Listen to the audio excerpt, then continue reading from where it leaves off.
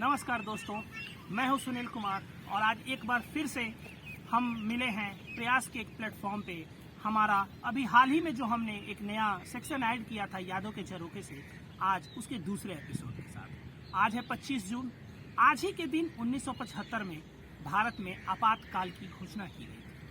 आपातकाल एक ऐसी चीज, एक ऐसी घटना जिसे शायद भारतीय लोकतंत्र के इतिहास में एक काला अध्याय माना जाता है और ये भारतीय लोकतंत्र की यात्रा में अब तक का सबसे विवादास्पद घटना है, जो तब भी विवादों में था, आज भी विवादों में।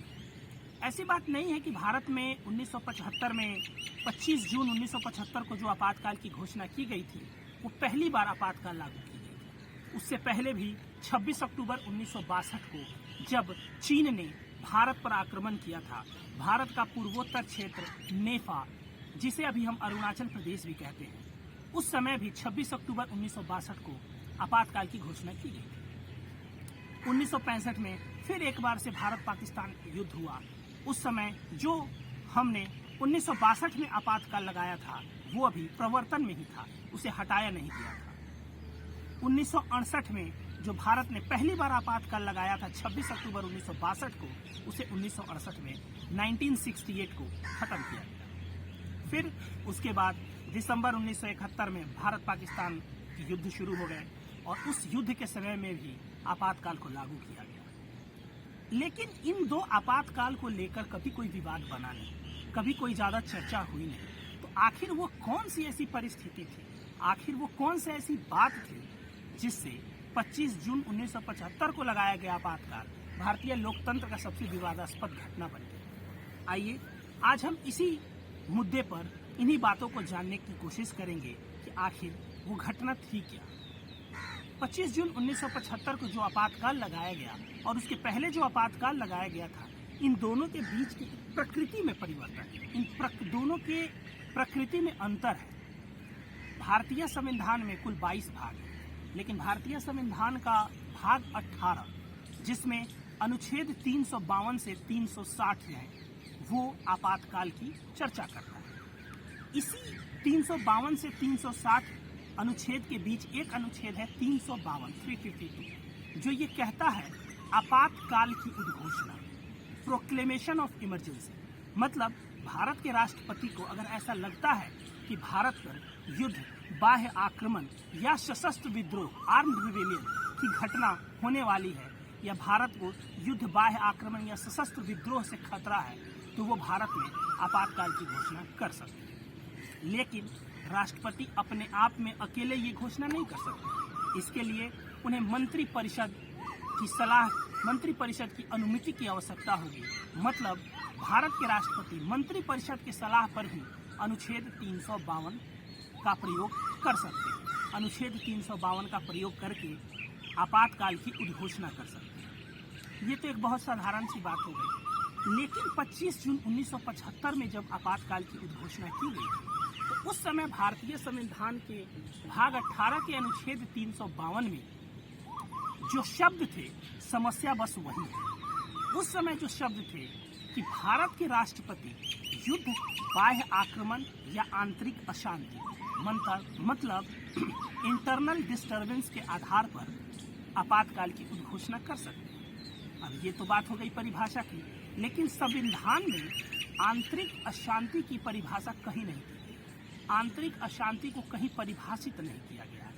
युद्ध सबको पता है, बाह्य आक्रमण ये भी सबको पता है, लेकिन आखिर वो कौन सी परिस्थिति होगी जिसे आंतरिक अशांति कहा जाएगा, ये संविधान में कहीं नहीं लिखा गया था। और उस समय की तत्कालीन इंदिरा गांधी की सरकार ने बस इस आंतरिक अशांति के आधार पर ही आपातकाल की उद्घोषणा कर दी थी और देश में रातों रात सारी चीजें बदल गई थी। सारे समाचार पत्र का प्रकाशन बंद हो गया था। लगभग सारे बड़े शहरों में बिजली की व्यवस्था ठप कर दी गई थी। तो ये 352 का वो शब्द है जिसकी वजह से 25 जून को आपातकाल की घोषणा की गई। अब एक और प्रश्न ये बनता है कि आखिर वो कौन सी परिस्थिति थी जिसकी वजह से तत्कालीन प्रधानमंत्री श्रीमती इंदिरा गांधी ने आपातकाल की उद्घोषणा की। तो दोस्तों, वो परिस्थिति 1971 में ही प्रारंभ हो गई। 1971 के लोकसभा के चुनाव में इंदिरा गांधी रायबरेली से चुनाव लड़ रही थी और उन्होंने अपने निकटतम प्रतिद्वंदी राजनारायण को चुनाव में हरा दिया था और राजनारायण को चुनाव में हराकर वो लोकसभा की सदस्य बन गई। लेकिन जो राजनारायण थे उन्होंने इंदिरा गांधी के विजय की, जो इंदिरा गांधी ने जो चुनाव जीता था, उसको चुनौती दे दी इलाहाबाद उच्च न्यायालय में। इलाहाबाद उच्च न्यायालय में उन्होंने कहा कि इंदिरा गांधी ने इस चुनाव में अपने सरकारी पद का दुरुपयोग किया और इस वजह से इनकी उम्मीदवारी रद्द कर देनी चाहिए। राजनारायण के जो वकील थे वो शांति भूषण थे और उस समय जो इलाहाबाद के जज थे जगमोहन, उन्होंने इस केस की सुनवाई की और उन्होंने ये पाया कि हाँ, राजनारायण द्वारा लगाए गए आरोप सही में सही हैं और उन्होंने जनप्रतिनिधित्व अधिनियम की धारा का प्रयोग करते हुए इंदिरा गांधी की उम्मीदवारी को रद्द कर दिया और अगले 6 वर्ष तक चुनाव लड़ने पर प्रतिबंध भी लगा दिया। अब यहाँ से 2 समस्याएं खड़ी होती हैं। एक तो इंदिरा गांधी लोकसभा के चुनाव नहीं लड़ सकती थी और दूसरा वो राज्यसभा में भी नहीं जा सकती थी। तो ये एक अलग ही बहुत ही विकट परिस्थिति उत्पन्न हो गई इंदिरा गांधी के लिए। तो इंदिरा गांधी को राजनीति में सस्टेन करने के लिए, राजनीति में रहने के लिए उन्होंने अपने कुछ लोगों से चर्चा की और 25 जून 1975 के रातों रात देश में आपातकाल की उद्घोषणा कर दी, जिसके बाद सब कुछ बदल के रह गया। अब यह है कि उसके बाद क्या हुआ।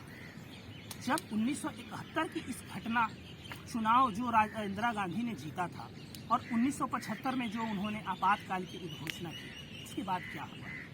1977 तक इंदिरा गांधी की सरकार देश में थी और 1977 में आज़ाद भारत के इतिहास में पहली बार गैर कांग्रेसी सरकार का गठन हुआ और मोरारजी देसाई की सरकार, जनता पार्टी की सरकार मोरारजी देसाई के नेतृत्व में बनी और मोरारजी देसाई भारत के प्रधानमंत्री बने। मोरारजी देसाई जब भारत के प्रधानमंत्री बने तो उन्होंने संविधान में बहुत सारे संशोधन किए और वो मूल परिस्थिति जिसका प्रयोग करते हुए इंदिरा गांधी ने आपातकाल की उद्घोषणा की थी, उसे समाप्त करने की उन्होंने कोशिश की और उसे समाप्त भी कर दिया। 25 जून 1975 को जिस आधार पर, आंतरिक अशांति के आधार पर इंदिरा गांधी ने जो आपातकाल की घोषणा की थी, मोरारजी देसाई ने उस शब्द को ही खत्म कर दिया और उन्होंने आंतरिक अशांति के जगह पर सशस्त्र विद्रोह कर दिया, आर्म्ड रिबेलियन। अब भारतीय संविधान के जो अनुच्छेद 352 है वो युद्ध, बाह्य आक्रमण और आंतरिक अशांति की जगह पर युद्ध, बाह्य आक्रमण और सशस्त्र विद्रोह हो गया। अर्थात जब देश पर युद्ध का खतरा हो, किसी बाह्य आक्रमण का खतरा हो या सशस्त्र विद्रोह, सैनिकों के द्वारा, हमारे जो सशस्त्र सेनाएं हैं उनके द्वारा विद्रोह का खतरा हो, तब जाकर देश में आपातकाल की उद्घोषणा की जा सकती है। अन्यथा किसी भी आधार पर आपातकाल की उद्घोषणा नहीं की जा सकती है। और तब से लेकर आज तक देश में अनुच्छेद 352 का प्रयोग करते हुए एक बार भी आपातकाल की उद्घोषणा नहीं की गई। अनुच्छेद 352 एक ऐसा अनुच्छेद है जो कि शुरू से ही विवादास्पद रहा, लेकिन 44वें संविधान संशोधन 1977, जिसे जून 1978 में लागू कर दिया गया था, उस मूल परिस्थिति को ही बदलने की कोशिश कर दी गई और आज उसके बाद से अभी तक देश में कहीं भी अनुच्छेद 352 का प्रयोग करते हुए आपातकाल की उद्घोषणा नहीं की गई। अब हम एक और शब्द पे चर्चा करेंगे, वो शब्द है राष्ट्रीय आपातकाल। अक्सर हम सुनते हैं कि देश में राष्ट्रीय आपातकाल की उद्घोषणा कब की गई थी या देश में राष्ट्रीय आपातकाल कब लागू किया गया था। दोस्तों, मैं ये कहना चाहूँगा कि हमारे संविधान में राष्ट्रीय आपातकाल शब्द का प्रयोग कहीं भी नहीं किया गया। अनुच्छेद 352 बस इतना कहता है, आपातकाल की उद्घोषणा, प्रोक्लेमेशन ऑफ इमरजेंसी, और उसके बाद जो उसकी सारी प्रक्रियाएं हैं वो होती हैं। 25 जून 1975 को जो आपातकाल की घोषणा की गई थी, उसको 1977 में समाप्त कर दिया गया। ये था 352 अनुच्छेद। लेकिन ऐसा नहीं है कि आपातकाल के बारे में सिर्फ अनुच्छेद 352 ही कहता है। भारतीय संविधान के भाग 18 में एक अनुच्छेद 356 भी है, जो ये कहता है कि राज्य में संवैधानिक तंत्र की विफलता पर भी राष्ट्रपति शासन का प्रयोग किया जा सकता है और राष्ट्रपति शासन लगाया जाता है। लेकिन यहाँ मैं एक बार फिर से ये कहना चाहूँगा कि संविधान में अनुच्छेद 356 में राष्ट्रपति शासन का कहीं भी जिक्र नहीं किया गया है। अनुच्छेद 356 ये कहता है कि राज्य में संवैधानिक तंत्र की विफलता पर आपातकाल की उद्घोषणा। Proclamation of emergency on constitution failure in state. आज़ादी के बाद सबसे पहले पंजाब में 1951 ईस्वी में पंजाब में अनुच्छेद 356 का प्रयोग करते हुए आपातकाल की घोषणा की गई। एक तीसरा अनुच्छेद है अनुच्छेद 360, जो कि वित्तीय आपातकाल के बारे में चर्चा करता है, फाइनेंशियल इमरजेंसी के बारे में। स्वतंत्रता के बाद जब से संविधान लागू किया गया है तब से लेकर आज तक भारत में वित्तीय आपातकाल की घोषणा नहीं की गई है और न ही वित्तीय आपातकाल की स्थिति बनी है। तो दोस्तों, आज हमने आपातकाल के बारे में बहुत सारी बातों को समझा, बहुत सारी बातों को देखा। अनुच्छेद 18 भाग 18 संविधान के भाग 18 के अनुच्छेद 352, अनुच्छेद 356 और अनुच्छेद 360 के बारे में भी पढ़ा। तो आज प्रयास के प्लेटफॉर्म के इस सेक्शन यादों के झरोखे से का दूसरा एपिसोड आपातकाल की उद्घोषणा और आपातकाल के बारे में हमने चर्चा की। बहुत जल्द हम एक नए एपिसोड, एक नए टॉपिक के साथ मिलेंगे। तब तक के लिए नमस्कार, जय हिंद।